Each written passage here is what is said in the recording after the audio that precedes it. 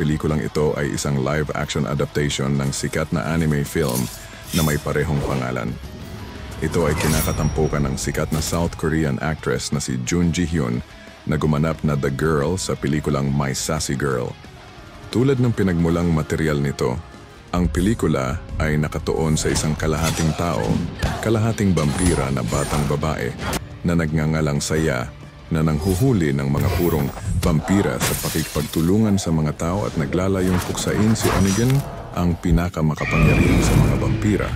Maligayang pagbabalik sa Cinema Recap. Ngayon ay ibubuod natin ang horror action film na pinamagatang Blood the Last Vampire.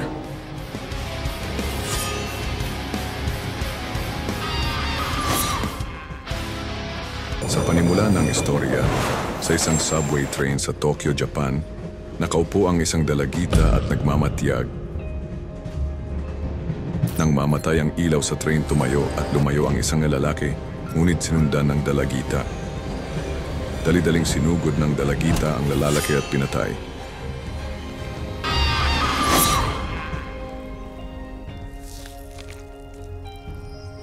Matapos nito, sa istasyon, nag-aabang ang isang grupo ng mga lalaki para linisin ang dugo at ang biktima.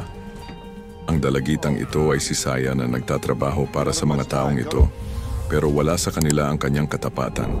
Sa kanyang hotel, nagmadali si Saya na uminom ng dugo.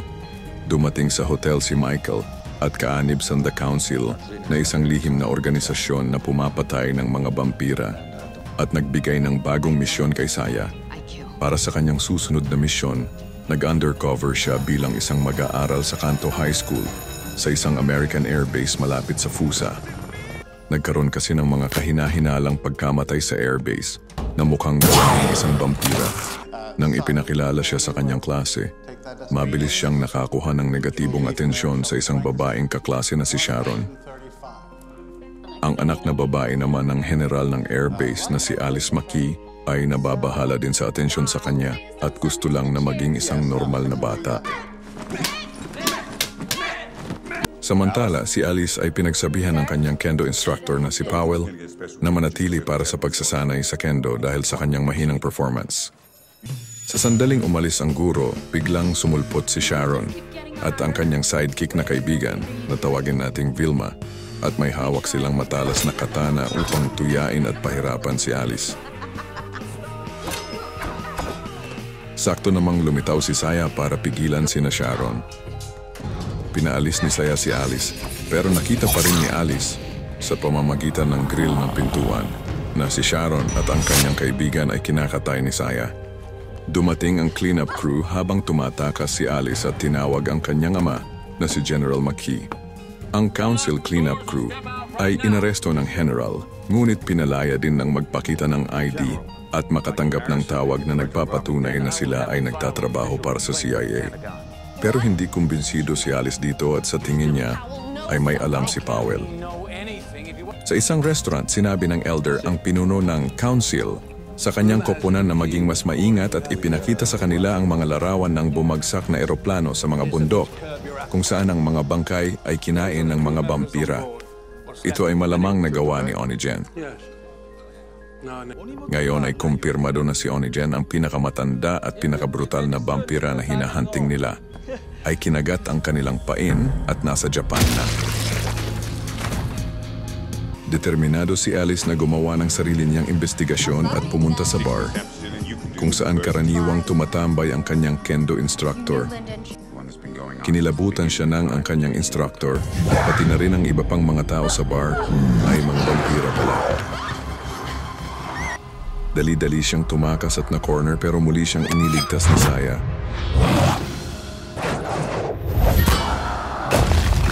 Sinubukan nilang tumakbo pero napalibutan sila. Nagsimula ang isang labanan. Tinapos ni Saya lahat ng miserabling buhay ng mga vampira.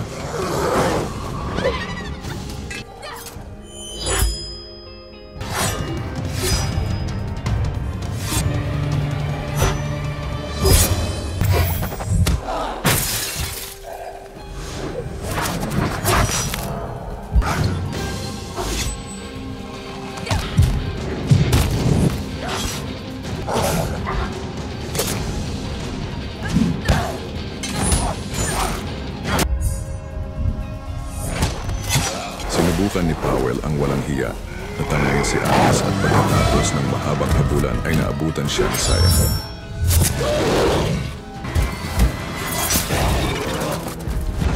Nagtangkang tumakas si Powell, ngunit siya ay magkasamang hinabol ni Saya at Alice sa Kento Air Base para patayin bago siya makalayo. Dito siya tinapos ni Saya. Matapos ay ginamot ni Saya si Alice at pinauwi. Samantala, si General McKee ay nag-imbestiga sa The Council na nagkukunwaring CIA.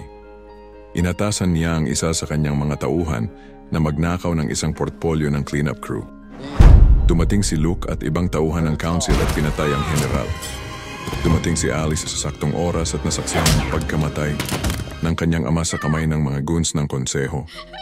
Tumakas si Alice dala ang papel na may address ni Saya. Sa hotel ni Saya, bumisita si Michael para magdala ng dugo at sabihing hinahanap na si Saya ni Onigen. Pag-alis niya, dumating si Alice para humingi ng tulong kay Saya. Siya ngayon ay balak palang patayin ng isang sniper na tauhan ni Luke. Natunugan ito ni Saya at iniligtas si Alice.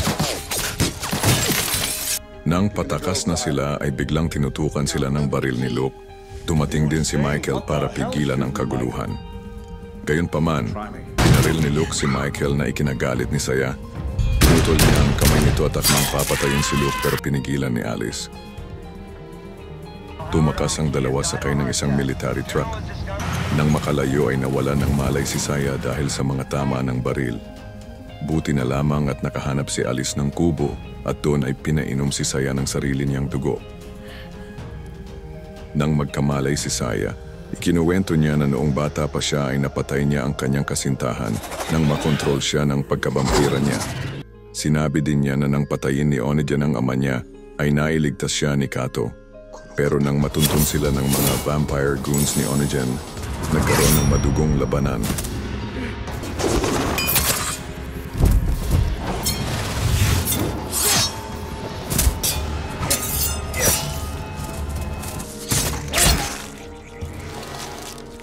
Nang mahuli si Kato, lumabas ang kapangyarihan ni Saya at inubos ang mga kalaban pero huli na para mailigtas si Kato. Kaya mula noon, ang naging layunin niya sa buhay ay patayin si Onigen. Samantala, sa kasalukuyan, inutusan ni Onigen ang kanyang tauhan na hulihin si Saya at nagbagong anyo ito. Sa truck biglang inatake sina Saya at Alice ng demonyo at nahulog ang truck sa bangin.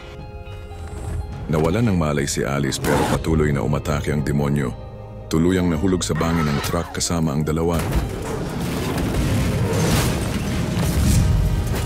Nang magkamalay si Saya, silang dalawa ay napunta sa sinaunang nayon ng Japan kung saan lumaki si Saya. Nagising si Alice na wala si Saya dahil pumasok ito sa isang bahay.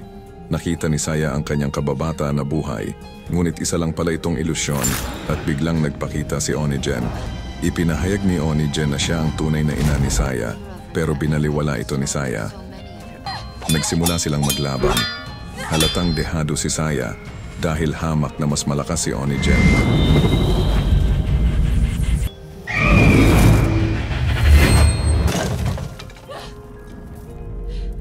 To become me. Never!